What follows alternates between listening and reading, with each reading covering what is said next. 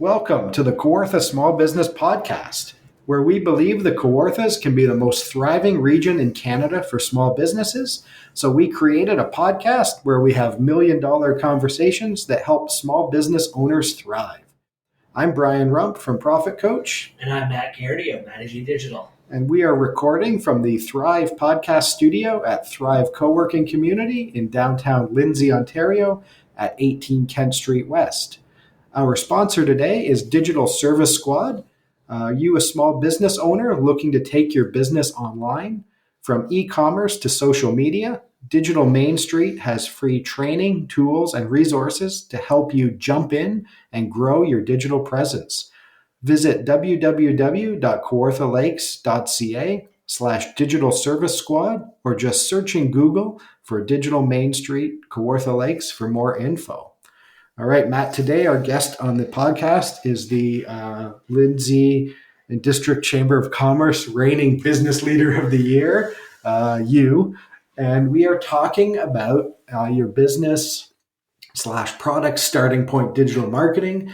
And this is a whole episode on, frankly, pitching that service to clients. And you've recently made some changes in how you're thinking about that business. So we're going to have an honest conversation and talk about it. And if you're listening, I think you're going to learn a lot more about why your starting point is right for you. I started Starting Point Digital Marketing, I want to say it was 2021, February 1st, 2021, if that makes sense. And it was meant to be an affordable way for businesses to get their marketing online.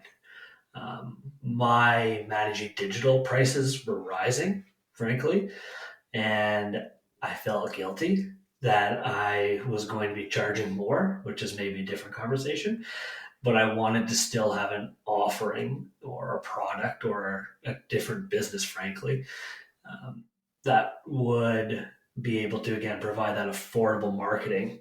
I thought it for retailers specifically, frankly, smaller price point, all that kind of stuff. So that's where that whole idea started from. Yeah, I think I remember I have some notes from our original conversations in building Starting Point, even before it was called Starting Point. Business in a box. Business in a box. Or marketing in a box. Marketing in a box. Yeah, I have business in a box, some domains around that.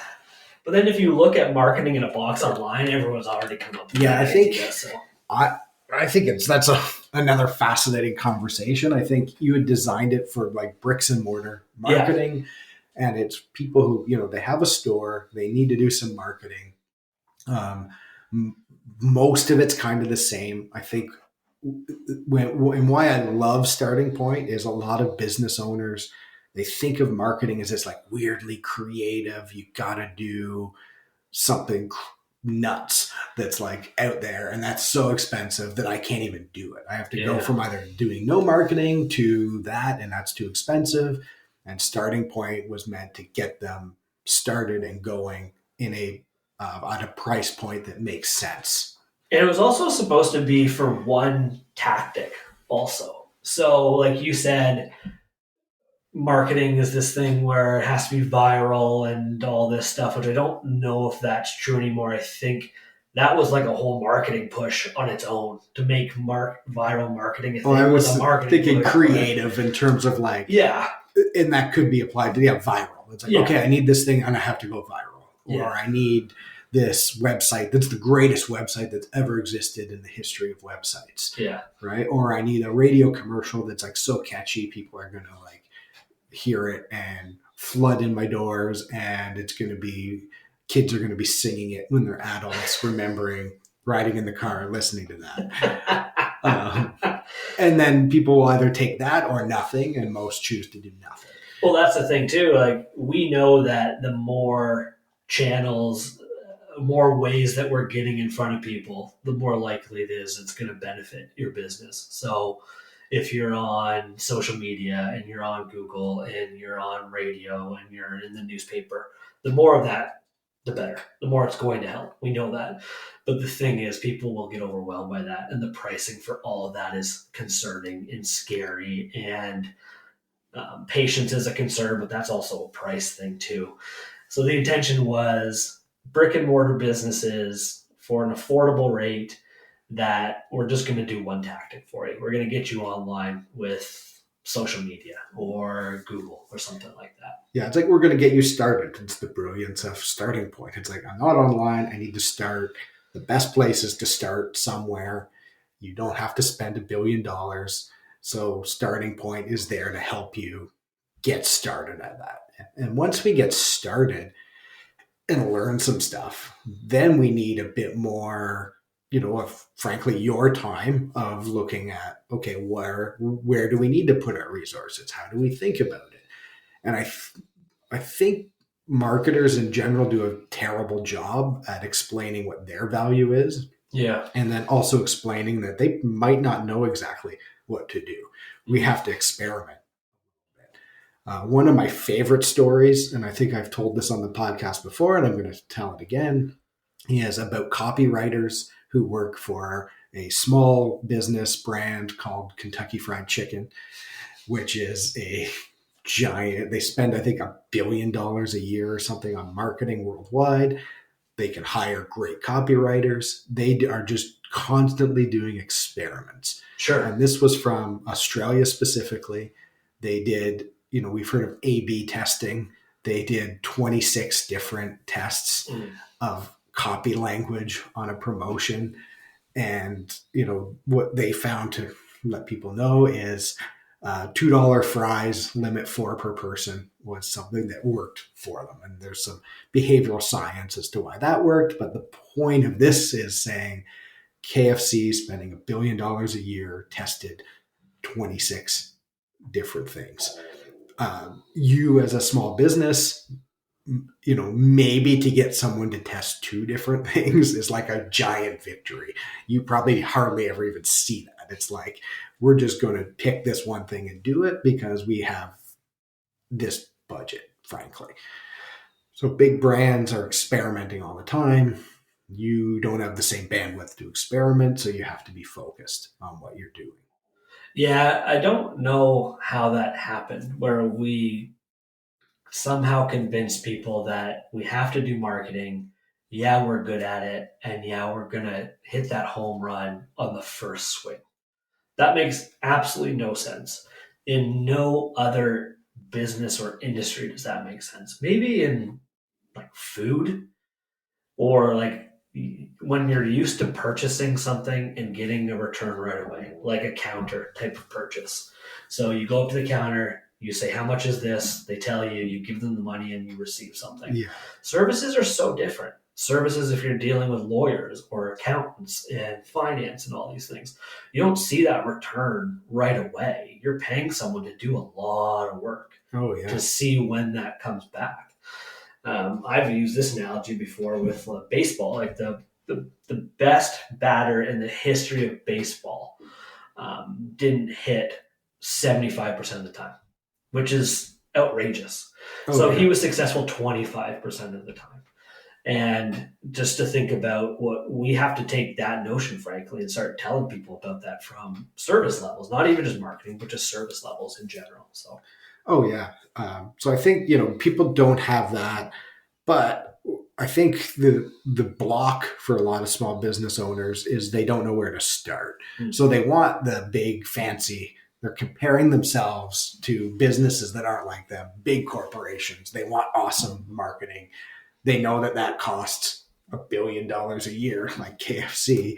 So they choose to do nothing. So starting point really was let's get you started. Let's pick a tactic, get you going somewhere. It's lower cost. It's not as fancy. It's process driven. Mm-hmm. It's still probably better, frankly, than a lot of other things people are paying more for. But it was designed to be that gateway. So tell us about where that's going now. You joked about it at the top of this episode, saying I am the Lindsay District Chamber of Commerce reigning business leader of the year. I think a switch kind of went off there a couple months ago when that happened, realizing people are coming to me for guidance on their marketing.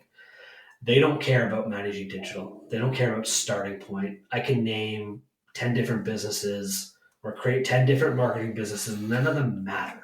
No one cares about that. I am an established guide for marketing in the Kawartha Lakes. That's a good line. They come to me. They don't care. I've worked with someone for almost 4 years, like almost the entire time I've been in business. Um, I bet you they don't know my business name. Yeah. Where you go buy your shirts, I don't think he knows my business name. Right? Yeah. And that doesn't matter to them. It doesn't matter about the business. They know that I'm the guy. They talk to me. I customize stuff. I'm transparent. I just spoke with a lawyer the other day who I've wanted to work with for a number of years. She said that she was going to come into the office, have the coffee with me because she knows of me and we've met and like mutual acquaintances and have a nice conversation, then very politely say no and leave and never talk to me again type of thing. And then she was frankly struck by how I listened to her, that she came in and thought that I was going to be like, we have to dominate, we have to be better than the Lannisters and all this type of stuff. And I was like, well, no, if that's not what you want to do, we will adjust. And this was unique for me because most of the people I talked to, they're like, the HVAC company wants to dominate Google. That's what they said. Yeah. The plumber that I work with wants to dominate that industry and be everywhere, right? So she came in and was like, I don't want that. There's like a path that I want to go and all that. And I'm convinced I'm going to work with her at this point because of how I was adapting to this situation. Long story short, I just realized months ago that people aren't so concerned about the almost product or the service in so many cases. They understand that I am the one that can guide them to the solution to their problem. So instead of being this completely autonomous business of starting point, I'm going to basically absorb it as a program of Managing Digital. So it's like starting point by Managing Digital. So still similar price points, but it's just going to be structured very differently with the processes and everything. So yeah, I think it's good insight. You are the person I think people go to. One of the things I like about Starting Point, but is also the hardest challenge in marketing, is that it is that like store for like, hey, I want Google, but I don't want to spend $1 million. I just want to get started on it, run some experiments. You can still do that, but I think one of the big things, and marketers do this, accountants do this, lawyers do this, is they think people know what they want when they go to them. So most people in digital marketing don't know, like they need a guide at least to start or to challenge them. They might think, hey, I need a this, but it's like, well, you don't need that, or you don't need that yet. Or they think they need an advertising campaign when what they really need is a website that looks like it was made this century and has some clear language on it. And that's where they start. You can still build these pieces in the budget friendly way. Website's a great example. A website can cost $1,000. It can cost $20,000. And there's a whole bunch of reasons why it's different in between. And there's reasons why some businesses need to spend the $20,000 and some need the $1,000. And sometimes people are convinced they need maybe the $5,000 one when really they only need the $1,000, or the opposite, right? So they need that person that's going to help them figure out where to start. Or I like the analogy too of where do you spend a little bit of money to sort of build, and then where do you adjust and spend more money to get more immediate results. And sometimes you got to spread it out a little bit to figure out where it's working and then make those adjustments. And you're the guy who's going to help make that. Mm-hmm. And there's a big value to having that. Yeah, I was that idiot that listened to the Hustle Bros on YouTube, where I thought I could turn on this business and passively make income while I was sleeping, where I thought I'd be able to sell stuff right online without having conversations with people. And it just was never the case. People did not or do not want to jump in and purchase something without speaking to someone, which is fine. But then if someone comes to me and is having a conversation with me and they're a mortgage broker that wants social media and social media only, I can't just let them do that. if something doesn't make sense. I can't, in conversation, be like, yeah, I'm going to take your money and we're going to do this. Because what's going to happen, I know it's not going to work. They're going to do it for a couple months. They're going to complain that it's not working. And then it's going to look bad on me And then they or cancel it. in the business. And they're going to say marketing doesn't work and Matt's an idiot and all these things. Like, I can't have that happening. Yeah, so interesting to get your hindsight view of it, because like I've been sort of with you on this whole journey and had a different perspective, Yeah. or even just thinking like, you need a lot more. If you're going to be the store and it's going to be passive, like I never believed it would be totally passive. Yeah. Anyway, I think there's things you could do to automate some content or like some of that.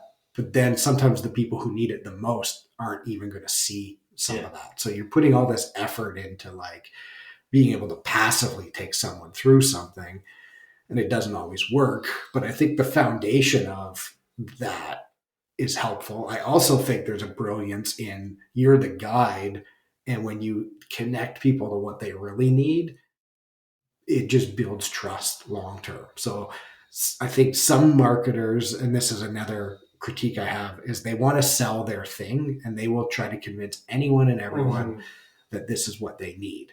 And then it doesn't work, or people get angry when they come to the, if I go to the TikTok marketer and they convince me I need TikTok and then it doesn't work, it's so angering. But if they come thinking they need TikTok and you put them on Google ads and that works, now they're going to be like, oh, well, what else do you have? Or we made some money with this. How do we now invest in some more marketing that makes sense? And you can still have the starting point suite of services that are the sort of skinny version of things that are a bit more automated that you can now just package up for people or sell them that or get them started, and you're still able to play the guide for that. Yeah, and I thought I would, like I said, not have to be as involved, which was fine. And then explaining the difference between the two was also very confusing to me, even. And to tell people that basically one includes me and one doesn't, people don't really care and understand. People don't always realize that they're buying time most of the time. So we've started to adapt the process now where I'm going to be the account manager in a lot of cases long term. And we just basically reduce the amount of time that we speak with people. And again, every time you do something new, you don't think it's going to work, but then you tell someone for the first time and they agree and they say yes. And you're like, oh, why was I doing that before? So working with the Carolina accountant and putting him through that whole new process. And it's all about expectation to him. And everyone else I've spoken to since were basically like, hey, I'm going to have this kickoff call. You're not going to hear my voice again for 3 more months. I'll email you every month with some information. I'm available if you have questions. Yeah, if something changes or you want to throw some gas on the fire and kick it up a notch, like you're there, but you don't need to like oversell. They get it. The Carolina accountant gets it. Working with another company down in the States also, an HR company, frankly. They get it. They don't care when you're like, oh, I'm not going to talk to you again for 3 months and we'll do like a quarterly thing, but every month we'll message you an update. You think that they're going to be all over you every day and ask you questions, and those people aren't the right fit. They shouldn't be working with an external resource if that's the case. But you set the expectation, and this goes back to what I started Matty G Digital with, which was like expectations were like one of the most important things to have with people. You set that expectation with them, they're totally fine. They're the easiest people to work with. Oh yeah, and I think that's the clarity that you as a guide can offer. It's about, like, I always look at what's the long-term goal and their long-term relationships. Not every business is where you exactly want them to be, where it suits with what you offer. Some businesses really stick to that. Usually it's a product of niching after years and years, and they're just so busy getting so many leads that they're like, hey, I'm getting 10 leads a day. I only want 1 a week. Yeah. So they filter into what they are able to do. I think you just lose out on a lot in there. So I think having the person who is like, hey, you just need this for now. And maybe we try this for a year and then we look at it again and we maybe add something to it. Or there might be times where we need to talk to Matt every month because we're in, a growth phase of the business. So we're being aggressive. And then after that year, maybe we roll it back a little bit. And you being available to be able to just offer different combinations, I think, is something that not a lot do, because a lot of people, I think, they want to just push the whole thing that they sell all the time to people, whether they need it or not. Mm-hmm. Yeah, and I like the idea of having the different price points because there's people that are ready to spend and ready, or maybe not there yet. Most people, when you ask them, I ask them now on every call, like, what are you ready to invest in marketing? They don't know. Yeah, people don't know. No clue in the world. Most of the time, that's all they want to know. What does this cost? And sometimes you could say $1,000 a month to someone, and they'll be like, wow, that's really cheap. Or some people will be, that's outrageous. I had someone years ago say, I've never heard of anything so expensive in my whole life. That man sold custom staircases also. Oh, yeah. Which is funny because those are very outrageously expensive, probably, right? Yeah, and I think this is like a whole other conversation, which I find fascinating. I don't think others do, but it's that journey of understanding what things cost at different levels or what fits your business, right? We just recently recorded one on building wealth and investing in yourself. I think investing in yourself and marketing and changing up your paradigms over what's expensive, what isn't, I think is a big journey all small businesses need to make if they're going to be really successful. I think it's the same in marketing, is the same as like investing in coaching. Like some people, they won't buy a book, right? Or they won't walk to the library to rent the book for free and spend the time to read it because that's too big of an investment for them to learn a new thing.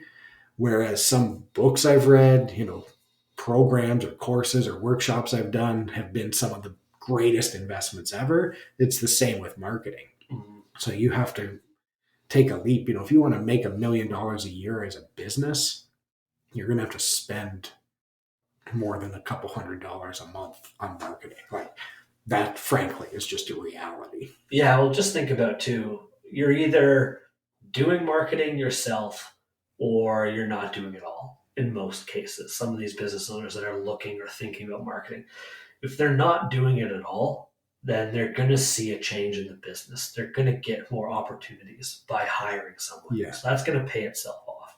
If they're doing it themselves, it's going to free them up of an outrageous amount of time to go do what they're better at. I hired months ago a virtual assistant, or like an assistant or whatever, where I was like kind of concerned. I didn't love the idea of that. But then found again, like this person was able to dive in and do what they were best at, and it freed me up to do so much. The Magi digital marketing right now is maybe doing better than it ever has. Maybe, I think, might actually be. I'm more calm, and I don't want to say bored than ever though. Like the last couple of weeks, I'm like, I've got a lot to do, and I'm behind on stuff, but I'm like, there's nothing really going on that's concerning. Like I come into work, I do what I'm supposed to do. That's it. That's what life's supposed to be like. And I'm like, why are things so calm though? Like maybe something is collapsing. Yeah, I think that's maybe a mindset growth spurt too. Whereas even though you've never been the must work 1 million hours a day type of person, you go through these growth stages, and I think every business needs to experience. Yeah, there's no chaos. And if there's no chaos, you as a business owner think that something is wrong. Yeah, I think it's the opposite. It's like, that's how absolutely. you know things are right. It's right? Outstanding. It is really, really, really amazing. Yeah, no, this is just thinking out loud here now that we say this, but do you think people think or are conditioned to think marketing should be chaos? Because I think a lot of small business owners, they get it in their mind like, oh, I have to be posting content and I have to be doing this and I have to learn how to edit videos and I have to figure out this and I got to do this. And it's like they get kind of sort of overwhelmed by that versus like, oh, I just have to write a check every month and it kind of gets taken care of. Yeah, I think the marketing industry has made itself chaos driven, where we've told people you have to be found on Google, you have to be on social media, you have to be doing video. And then it's like, okay, I'm going to do social media. And then, like, I have to be authentic, which is baloney. And then I've got to be doing video on social media. And then I got to learn TikTok. And now China's spying on me because I'm on TikTok. And, like, it's just, there's too much stuff constantly. And I just don't understand why we've let that happen in a lot of ways. And, like, it doesn't need to be that way. I come at it from a very simple approach, like buzzword free or intentionally simple, specifically, where a lot of that nonsense they talk about, like, I get it all the time still. People are like, oh man, marketing is constantly changing. It's not. I'll have this conversation with people now because I'm pretty comfortable saying everyone's like with SEO specifically with Google, like, oh, it's constantly changing. The algorithm's constantly, yeah, it's constantly changing. The stuff I was doing a decade ago, we're still doing it. The first thing that we do is the same stuff that we did 10 years ago. And then we're still basically doing the same stuff. Yeah. Right? Social media, it's the same stuff. The platforms just change. Like the way we use Facebook is different. The way we add a post on Instagram is different. The website platforms that we add a page to are different. But the tactics and the foundations, it's all the same. Yeah. It's so simple. Yeah, I think, we dive into history of marketing, the foundations are always the same. And there's always change in some of the other stuff, but people will over focus on the changing stuff. Oh, yeah. So, all right. So tell me, any final thoughts on Starting Point? Why do businesses, need to talk to you, and why is the Starting Point sort of suite of products still awesome? Starting Point by Matty G Digital is a great place to get your business online for the business that's never done or paid for marketing before, frankly. It's a gateway drug into marketing, bigger tactics, etc. You need to get your business online. Like, I think there's still hesitancy for people to do marketing and digital marketing. They still think it's going to go away. And there's been talk again for the decade I've been doing marketing that Facebook isn't going to be here anymore. Facebook will probably be the first thing to go, but it's going to be absorbed by something else, and there's going to be a new thing that comes. Technology it always evolves and changes. It never goes backwards, right? So there's going to be something new coming, and we need to get on those channels for people. We need to create more awareness for your business. We need to remind people that you exist, because not enough people know that your business exists, and that's how we grow our businesses. Awesome. Yeah, I think you're, things like Facebook, some of that's going to change and adapt. But if you're online, it's easier to pivot when you're in doing it. So you have to get started. Matt's going to be your guy to do that for you. I think, the way you differentiate it and just have this tool belt where any small business owner in the area can come in, and you're going to be able to set them up with the thing that they need right now, make it simple for them, is going to be awesome. Yeah, what I like about this now, thinking about it too, where before you would Google digital marketing near me, digital marketing Lindsay, digital marketing Kawartha Lakes, because you'd recognize that you had a problem with your business. You'd see Managing Digital up there, and you'd see Starting Point Digital Marketing there, because I'm ranking 1 and 2 for both of those, because I'm really good at what I do. And you'd have to make a decision. You have to figure out, am I going to talk to Managing Digital, or am I going to talk to this autonomous Starting Point? Yeah. Now, come to me, talk to me. I will put you on the path of what's the most appropriate for you and your business based on your goals. So awesome. I love it. All right, Matt, final thoughts. Where do they find you now? It's still going to be the same. There's no, it'll be a somewhat longer transition.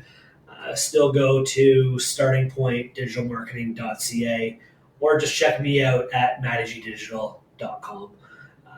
Book a call. I will chat with you about what's going on with your business, where it hurts, why you're talking to me about marketing right now, what you're ready to invest, and I'll put you on the path. Awesome. I love it. All right, that's the show about you. I'm going to talk about me. So I'm the business coach and teacher, helps your business get money with grants, increase sales, and streamlining your business for revenue and profit. You could find me at profitcoach.ca. Matt and I collaborate often to help businesses start, grow, or recharge. And we want to work with you. If you want to discuss working with us or be a guest on the podcast, you can send us an email to set it up at kawarthasmallbusinesspodcast.ca. And remember, we believe the Kawarthas can be the most thriving region in Canada for small businesses.